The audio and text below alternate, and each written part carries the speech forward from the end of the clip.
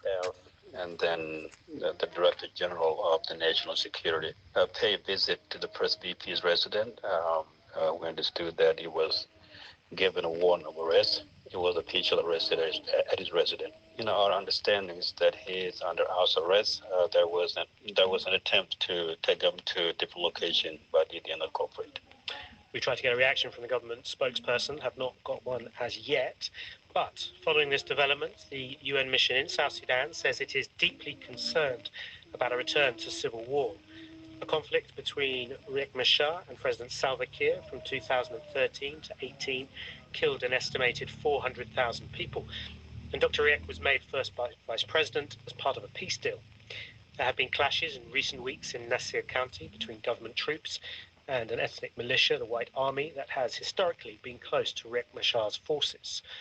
So let's head now to the South Sudanese capital, Juba, and speak to the leading activist, Edmund Yakani. Good morning to you. It's very difficult in these circumstances to get exact information, but what do we know about what seems to have happened to Riek Machar?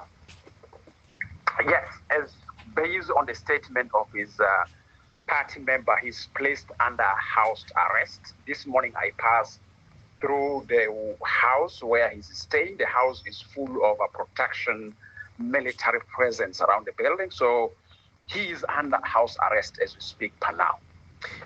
Alongside, I think, his wife, the Interior Minister, Angelina Ting, who's obviously a substantial political figure in her own right. What does this mean, do you think, for the peace process?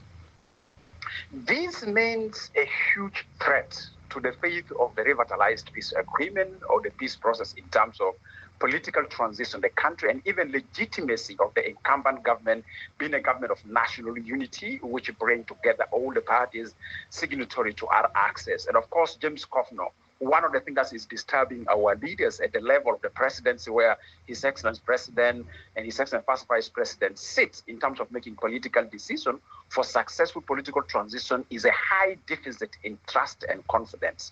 That does not allow them to work as partners together to transition the country from violence to peace. When conflict broke out again in 2016 in Juba, there was a large presence of Riek Machar's forces in the capital.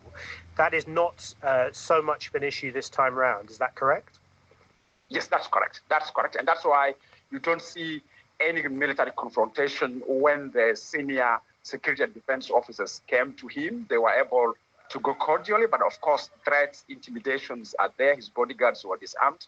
And of course, as we speak per now, there's no any military confrontation between his protection of his guards and the government officials. And I think that's the advantage of, because he does not have a special protection unit of his own force. He's under the protection and the safety of the president. So if anything happened to him, the first person who will be questioned, it will be His Excellency President, who provide him safety and security as a first vice president and partner in peace. I've been receiving lots of messages from South Sudanese. I'm sure you'll receive many more of people desperate that there is no return to civil war. What is needed to stop that happen? What must happen for things to calm down in South Sudan? Immediately, we require a direct dialogue between His Excellency President, His Excellency First Vice President. But this dialogue... Oh, Edmund, we seem to have lost the line there. Edmund Yakani. Edmund, are you back? Take place because around each of them. No, we are struggling with that line to Edmund Yakani to Juba, but he was saying that the key thing that is needed is dialogue between President Salva Kiir and First Vice President Riek Machar. This following the news that Riek Machar's party say that he has been placed under house arrest. Howard Ishemba in Uganda says that the house arrest of Dr. Riek Machar is provocative, unwise and unacceptable. There is no lasting military solution to the serious political problems facing South Sudan. And Howard calls on the African Union and the United Nations to help broker a solution. Abdoulaye Ba, Sierra